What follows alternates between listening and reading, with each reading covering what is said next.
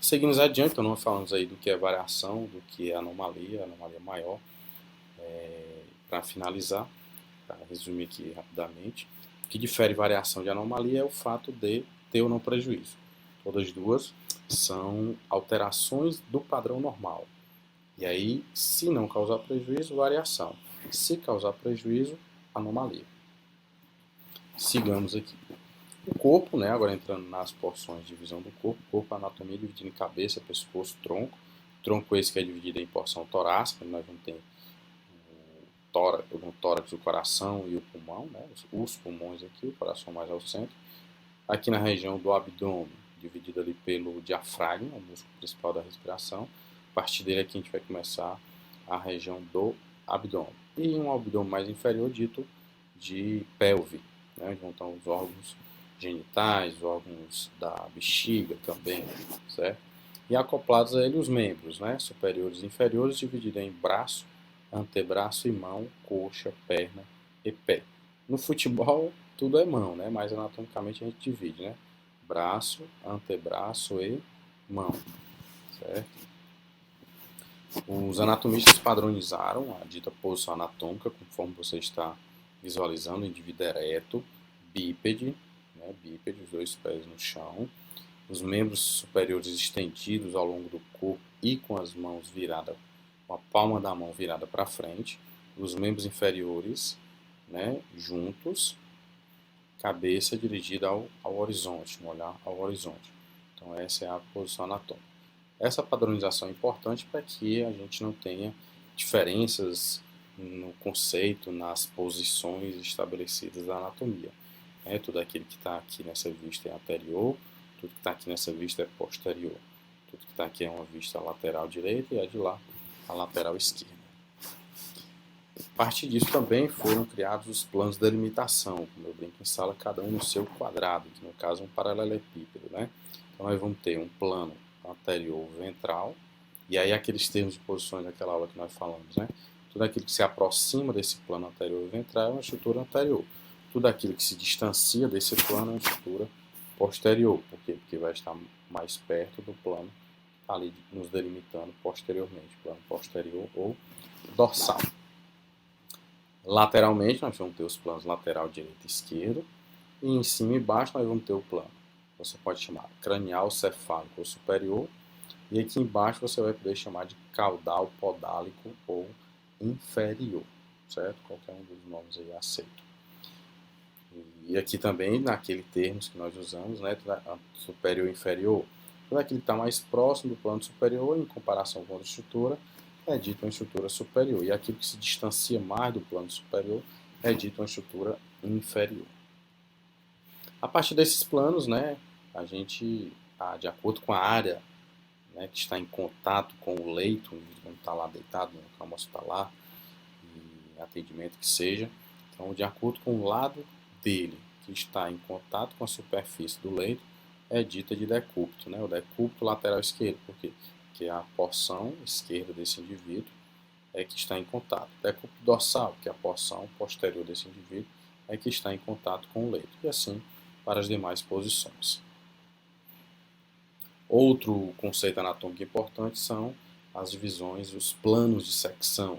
Planos esses que surgem aí para dividir, como o nome sugere, secção, para dividir o corpo, né? Então há 3 maneiras principais de você dividir o corpo em metades iguais. Você pode usar um plano, na cor azul aqui, plano frontal, você percebe que ele vai cortar aqui, ó, separando o indivíduo em uma metade posterior e uma metade anterior. Já esse outro plano aqui na cor rosa está dividindo o indivíduo aqui em metades, que são direita e metade esquerda, né? O plano sagital mediano. Já esse plano aqui amarelo, o amarelo está dividindo o indivíduo em metade superior e metade inferior, que é o plano transversal.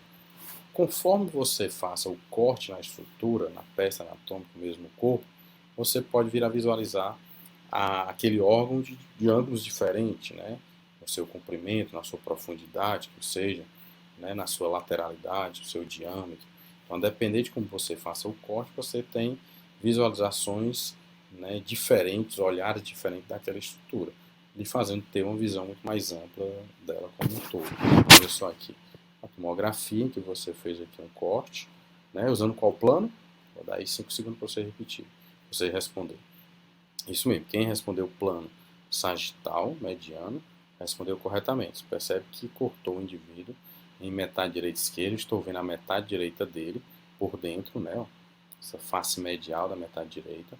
Estou vendo aqui a área do encéfalo, a área do crânio, né? Aqui os dentes, a cavidade bucal e as passagens da região nasal, faringe. E aí, né, vamos ver que a laringe vai para os pulmões.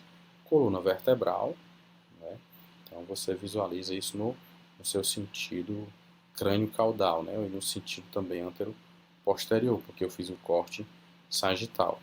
A depender de qual corte a gente venha a utilizar, eu vou ter visualizações diferentes, né? E aí eu faço a pergunta para vocês, né? A partir dessa imagem, quais cite os planos anatômicos presentes nessa figura? Tem 2 planos anatômicos aí que foram utilizados para montar essa imagem. Dá 10 segundos para vocês responderem, pensarem, analisarem, sempre considerando a posição anatômica, vale salientar. Então, quem respondeu? Aqui, o plano sagital, fazendo o corte, certo? Fazendo o corte, dividindo em metade direita e esquerda. E aí, como a gente tem que considerar a posição anatômica, se você observar esse antebraço aqui, ó, quando ele estiver na posição anatômica, ele vai estar para cá. Então, o corte foi no sentido transversal, certo? O corte foi no sentido transversal, no antebraço dela, né? Então, tanto o plano sagital como o plano transversal aqui, ó.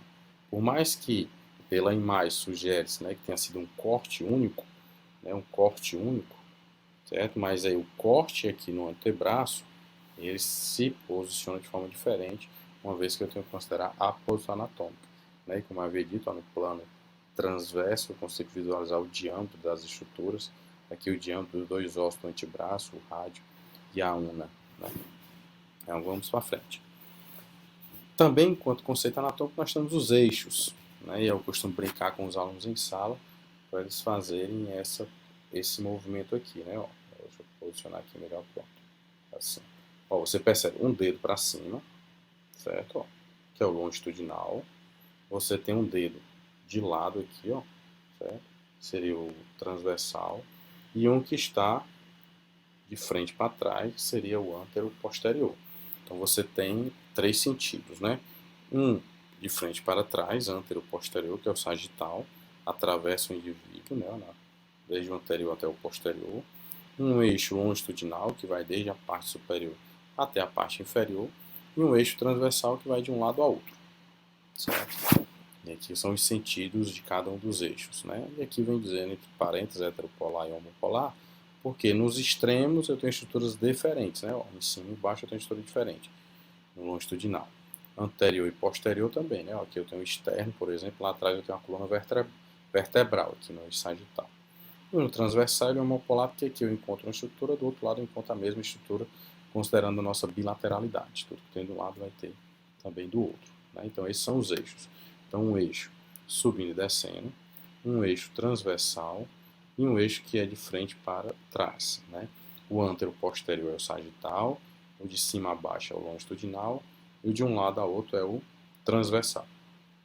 A partir desses eixos e a partir desses planos, a gente vai ter a possibilidade do movimento. E aí quando a gente junta esses 2 assuntos, eixos e planos, nós vamos ter o seguinte: o movimento ocorre sempre em torno do eixo, assim como também o movimento sempre ocorre na tangente ou no sentido do plano. Vamos exemplificar melhor. Então vai lá. Está aqui os eixos. Imagine que o eixo longitudinal de cima a baixo. Está aqui o eixo longitudinal de cima a baixo. Então nós vamos ter aqui um movimento que ocorre em torno dele. Esse movimento é um movimento de, por exemplo, que eu estou fazendo aqui com a cabeça, ó, movimento de rotação, certo? Movimento que vai girar em torno do eixo longitudinal. É um movimento de rotação. Se eu tiver, por exemplo, agora o eixo transversal, né, o eixo transversal que é de um lado ao outro. Então eu vou fazer um movimento que é para frente, um movimento que é para trás, ó. Um movimento para frente, um movimento para trás. Se você fizer um movimento de flexão do seu cotovelo, né? Vai ser exatamente esse movimento, ó. Um para frente e o outro para trás, né? Um para frente, o outro para trás, usando o eixo transversal, certo? Deixa eu mostrar aqui que eu acho que fica mais visível. Olha só aqui essa imagem aqui, ó. Hinge joints, like... Olha só. Tá vendo? Um eixo aqui, ó, transversal. Aqui um eixo transversal, permitindo que o cotovelo, né, o eixo transversal, faça um movimento para frente, a flexão, para trás, a extensão, né? E aí, aproveitando o momento, vamos falar lá do outro que eu tinha falado, da rotação. Tá aqui o eixo, ó, longitudinal, certo? Ó, eixo longitudinal. E aí vai fazer o movimento de rotação. Movimento de rotação, o eixo longitudinal, certo? Os dois que a gente falou agora. E aí voltamos lá. Olha só, estamos aqui de volta. Faltou o eixo sagital, que é um antero-posterior. Então ele vai estar aqui, ó, por exemplo, vou botar ele bem aqui, eu vou mostrar lá no vídeo, no programa, que fica mais interessante, né? Vamos pegar aqui, por exemplo, esse movimento aqui do antebraço com o carpo, certo? Olha só esse movimento aqui lateralizado. Olha só aqui. É exatamente esse movimento, de um lado para o outro. Então o punho faz esse movimento aqui, ó. Movimento esse chamado desvio radial ou abdução, né? E um desvio ulnar. Deixa ele voltar lá para zerar o movimento. Esse movimento, ó, certo? Um desvio ulnar ou adução, certo? Então, quando ele faz lá no punho, esse movimento é a adução, quando ele faz no sentido da una, no sentido medial do antebraço, né? E quando ele faz no sentido lateral do antebraço, aí nós temos a abdução. Para ele ter realizado esse movimento, usou-se o eixo sagital, certo? Usou-se o eixo sagital, que é o eixo que atravessa de frente para trás. Então imagine aqui, ó, o eixo passando aqui nesse antebraço, bem aqui, essa mão vai para fora, fazendo a abdução, e depois essa mão vem para dentro, né, porção medial, fazendo o movimento de adução. Nós temos essa diferença aí, né? Imagine esse eixo bem aqui, para diferenciar abdução de adução. É igual quando a gente está falando de polichinelo, né? Imaginemos aqui o mesmo eixo no ombro. Quando eu vou, né, me distanciar do plano mediano, quando eu me afasto em sua totalidade o membro superior, quando eu me afasto, eu trago ele para cá, eu faço a abdução. Quando eu devolvo esse membro superior para junto do corpo, eu faço a adução. E isso é feito em torno do eixo sagital. E aí, como eu havia dito, pelo eixo eu tenho que considerar o movimento sempre em torno do eixo. Se for em torno do eixo longitudinal, eu faço a rotação. Se for em torno do eixo transversal, eu faço a flexão e a extensão. Se for em torno do eixo sagital, eu vou fazer a adução e a abdução, que é um movimento lateralizado. Voltamos aqui no plano de secção, aqueles mesmos movimentos, eles ocorrem ao longo do plano. Então imagine essa pessoa fazendo aqui um movimento aqui de abrir os braços, ó, que a gente acabou de ver, a abdução e a adução. Está fazendo qual plano? No plano frontal. Já se eu pegar esse membro superior e fizer ele para frente e para trás, ó, eu vou estar ao longo desse plano. Ó. Fizer uma flexão e extensão, meu braço quando vai para frente e para trás é como se ele estivesse deslizando no plano sagital. Já se eu fizer uma rotação eu vou estar girando, né? Eu vou estar realizando o movimento ao longo do plano transversal. Então, para aqueles mesmos movimentos, ó, abdução e adução, rotação e flexão e extensão. E aí, para você associar um com o outro, você faz como? Todos os eixos são perpendiculares ao seu plano para realizar o mesmo movimento. Então, nós vamos ter a seguinte questão, por exemplo, o eixo longitudinal, ó, ele vai ser perpendicular ao plano transversal. Ó. Se for o eixo sagital, o eixo transversal, perdão, o eixo transversal vai ser no plano, o eixo transversal no plano sagital, certo? Agora, se formos colocar o eixo sagital posicionar aqui, ó. Opa, pronto, eixo sagital. Aí qual é o plano que vem? Ó? O plano da frente, que é o plano coronal, certo? Então nós vamos ter essa associação. Coloque aí sua mão, né, ó, em cima de cada eixo desse aqui, ó, ficar perpendicular, para ficar assim, né, sempre perpendicular um ao outro, certo? Ó, sempre perpendicular um ao outro. E aí você vai ter, ó, no eixo longitudinal, o plano que vai ficar aqui é o plano transverso. No eixo transversal, o plano que vai ficar aqui é o plano sagital. E no eixo sagital, o plano que vai ficar aqui, perpendicular a ele, é o plano coronal. E aí quando você casa, ó, olha só, plano frontal no eixo sagital. Plano sagital no eixo transversal. Está aqui o plano sagital. Então o eixo é aqui atravessando ele, ó, transversal. Aqui foi o plano frontal coronal, o eixo é atravessando aqui de frente para trás. No plano transversal, o eixo é longitudinal. E aí vamos ter o movimento como consequência de tudo isso, né?